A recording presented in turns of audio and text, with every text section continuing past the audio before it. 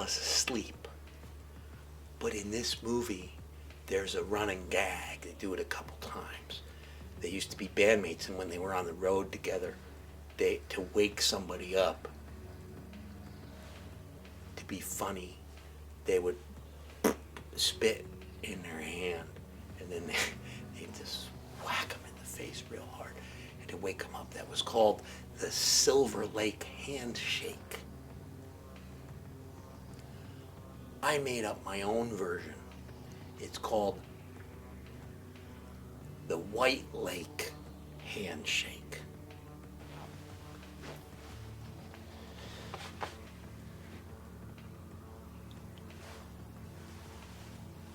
Bear! Oh!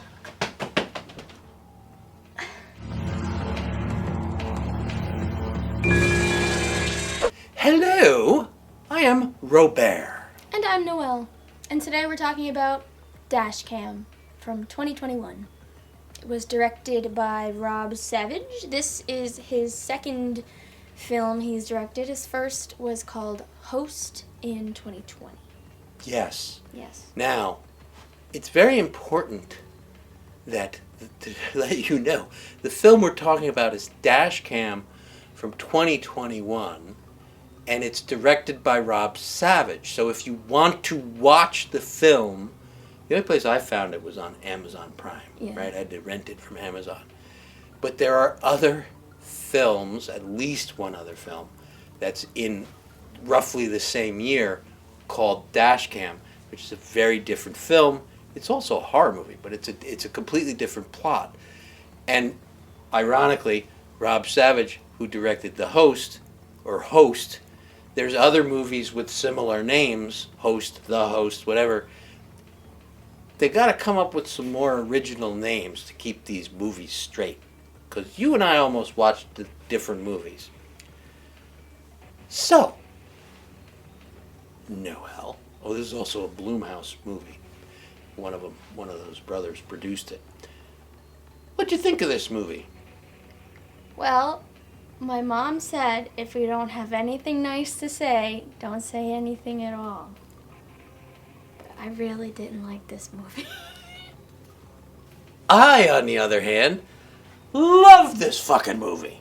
I thought it was great. I thought it was hilarious. It's a horror movie, but there's a lot of comedy in it. And I'm going to guess, okay, so there's two main reasons you might not have liked this movie. One is, it's Dashcam. It's not really a Dashcam, but it's being filmed by a social media person named Annie Hardy, live stream on her phone, which makes the whole friggin' movie like shaky cam. Like everything that anybody ever had to say negative about the Blair Witch or Cloverfield, two of the famous shaky cam movies. Any sort of found footage. This is way more movie. Is that what bothered you? That's I guess one of the things that bothered me. What really bothered you about this movie? I did not enjoy our protagonist very much. Annie. Whereas I loved her. I thought she was fabulous. I want to bring her into the studio and make stuff with her. I thought she was brilliant and funny and hilarious. So she's doing a live cast. She's a musician. Actually, Annie Hardy is really, in real life, a musician. The band she's in is called Giant Drag. I don't know her movie or her music, but I do know that she is it's the same name. She's playing a version of herself in this film.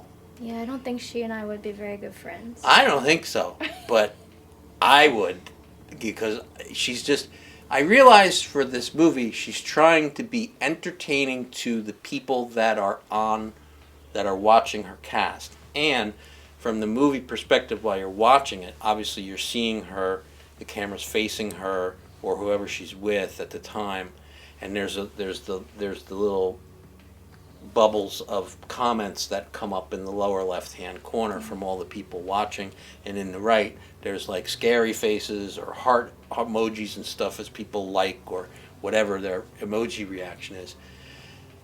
I started watching them in the beginning. Some of them were a little bit funny, and I had to stop because looking down in the lower, I was just missing too much that was going on. It's like subtitles that are in the middle of the screen. They're way easier to digest because they also match the words that are on the screen.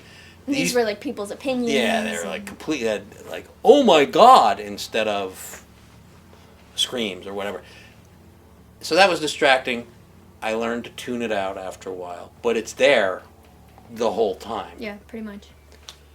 IMDb rating 4.8. Critics rating on Rotten Tomatoes is 48, and the audience was something like 37. Which is weird because I think that my tastes are fairly average. Like, I like the movies that everybody else likes, and I hate the movies that everybody else hates. While these are not horrible scores, I read the comments. The comments give it away. So it's an average because people like me friggin' adored Annie's character and thought she was brilliantly funny in the face of these scary things that were going on. But people like you, not so much. Not so much. So if I give it a 95 and she gives it, a 15%, what you're seeing is the average. So that's okay. Everybody's different. Some people are boys. Some people are girls. Some people like comedies. Some people like thrillers. That's fine. Give it a shot because I think it's hilarious. Anyway, what is it about? So this flake Annie starts her live stream. She flies to England. She winds up meeting up with one of her old bandmates, and through hilarity, happenstance, she winds up borrowing his car. And she's got his phone too. And this is very important. This was filmed during the pandemic, during COVID. And Annie's character is kind of a COVID denier, anti-mask, anti-vax, right-wing, and she gives people crap for wearing their masks and stuff like that. And you can't tell me to wear a mask. Yes, I can. Get out of my store, that kind of stuff. So she's going to take his Uber Eats food delivery or something to make a little cash, and she winds up picking up Angela. This lady says, well, the food order's been canceled, but can you take Angela to this address? I'll pay you double. She has like a big wad of cash she gives her. Maybe more than double. And Angela's this elderly black woman with gray hair and a mask on, and doesn't say anything. Appears to be out of it, like she could barely walk and shuffle, and she's like, okay. She gives her the address, and she writes the address on her arm. I think it's 214 Timberline Way, I think, trivia, whatever. And don't want to spoil it, but we'll just say that Angela is not what she seems. And bad stuff starts to happen. Do people die? Oh yes, people die. Do they die in horrible, bloody ways? Oh yes. There's a couple deaths that are bloody and horrible. I don't want to go too far down the road of beyond saying Angela's not quite what she seems. You could watch it and see for yourself. It is a short, well, it's not a short, but it's the shortest film that Blumhouse has ever made. If you subtract out the end credits, it's only 67-ish minutes long. It's just over an hour. That's a pretty quick film. However, the credits and the post-credits scene, if you will, are Annie in the car singing every cast. She and then her partner Stretch in the film, they often improv rap. right? So she's improving, rapping every cast member and crew member's name and usually saying disgusting things about them that rhymes. I think it's funny, but you don't have to watch it. It's not part of the film.